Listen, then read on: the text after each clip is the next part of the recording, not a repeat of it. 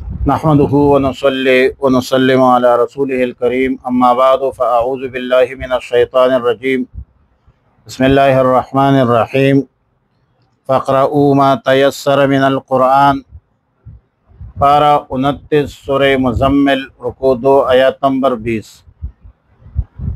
فاقرؤوا ما تیسر من القرآن، جتنا قرآن کریم آسانی سے پڑھ سکتے ہو پڑھ لیا کرو۔ قرآن کریم پڑھنے سے مراد نماز تہجد پڑھنا ہے، جس میں قرآن کریم پڑھا جاتا ہے۔ مطلب واضح ہے کہ تہجد کی فرضیت منسوخ ہو گئی۔ اب جس قدر آسان ہو تمہارے لیے اور جس قدر قرآن پڑھنا چاہو تہجد پڑھا کرو۔ فرضیت کے منسوخی کی علت مشقت ہے کہ اب یہ مشقت آپ لوگوں سے نہیں اٹھائی جاتی، اور یہ مشقت اٹھانا ذرا مشکل معاملہ ہے۔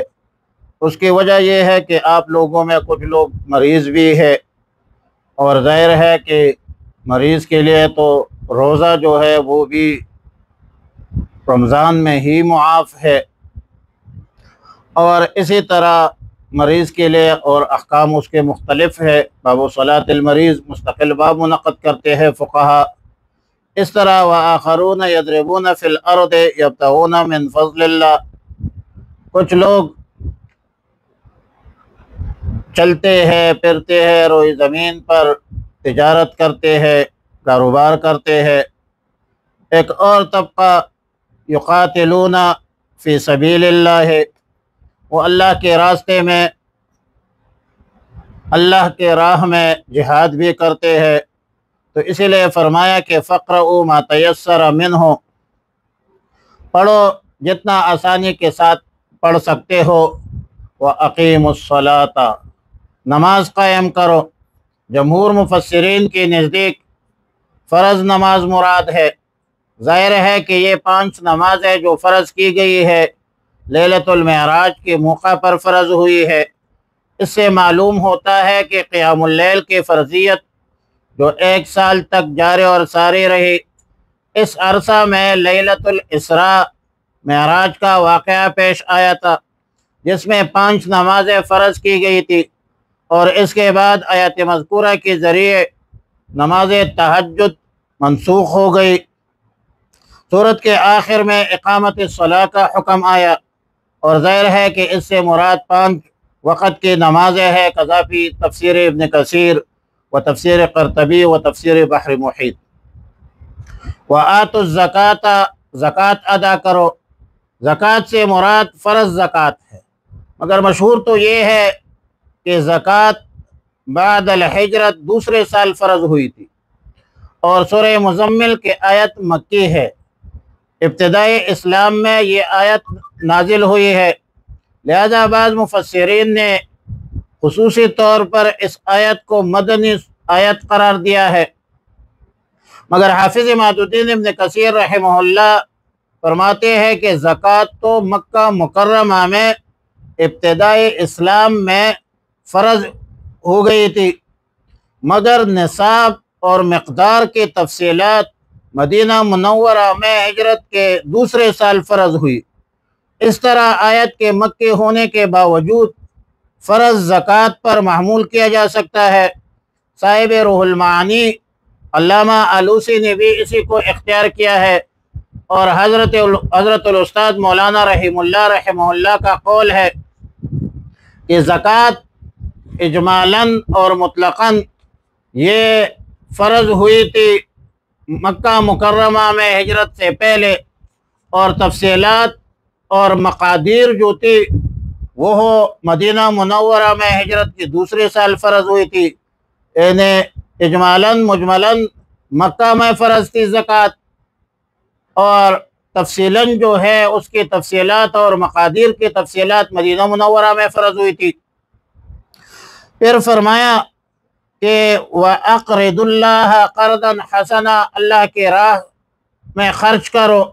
اللہ کے راہ میں خرچ کرنے کے عنوان کو اس طرح ذکر فرمایا کہ گویا یہ خرچ کرنے والا اللہ کو قرض دے رہا ہے۔ اس میں اللہ کے لطف و کرم مہربانی کی طرف اشارہ ہے، اور بیان ہے اس کا کہ اللہ رب العالمین غنی الاغنیاء ہے۔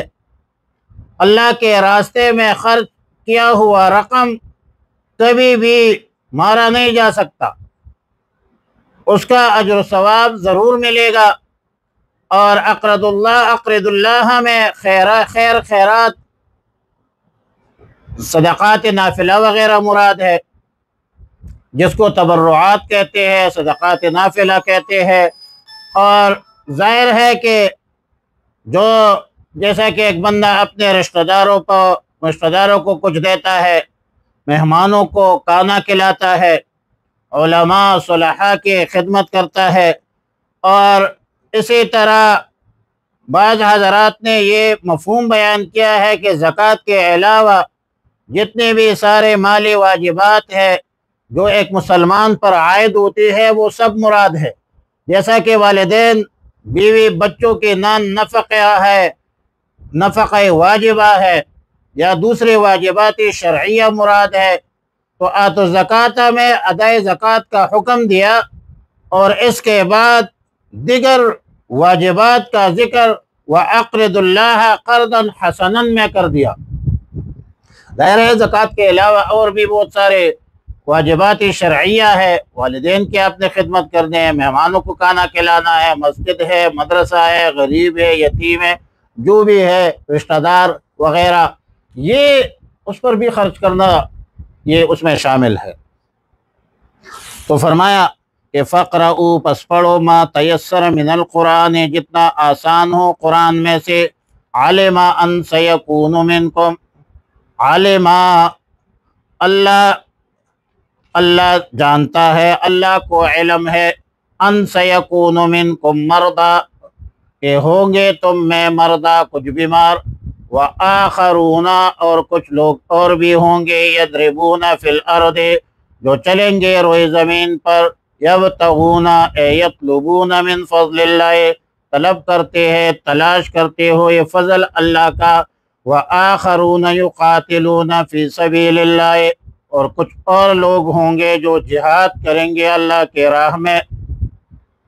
فَقْرَؤُوا پس پڑھو مَا تَيَسَّرَ مِنْهُ جتنا آسان ہو اس میں، وَأَقِيمُوا الصَّلَاةَ اور قائم کرو نماز، وَآتُوا الزَّكَاةَ اور ادا کرو زکوٰۃ، وَأَقْرِضُوا اللَّهَ قَرْضًا حَسَنًا اور قرض دو اللہ کو قرض حسنہ، اور اللہ پاک مہربان ذات ہے، اللہ کسی کا مال نہیں کا۔ اللہم ربنا تقبل منا انک انت السمیع العلیم وتب علینا یا مولانا انک انت التواب الرحیم۔ اللہم احسن عاقبتنا فی الامور کلها واجرنا من خزي الدنیا وعذاب الآخرة۔ اللہم وفقنا لما تحب وترضى۔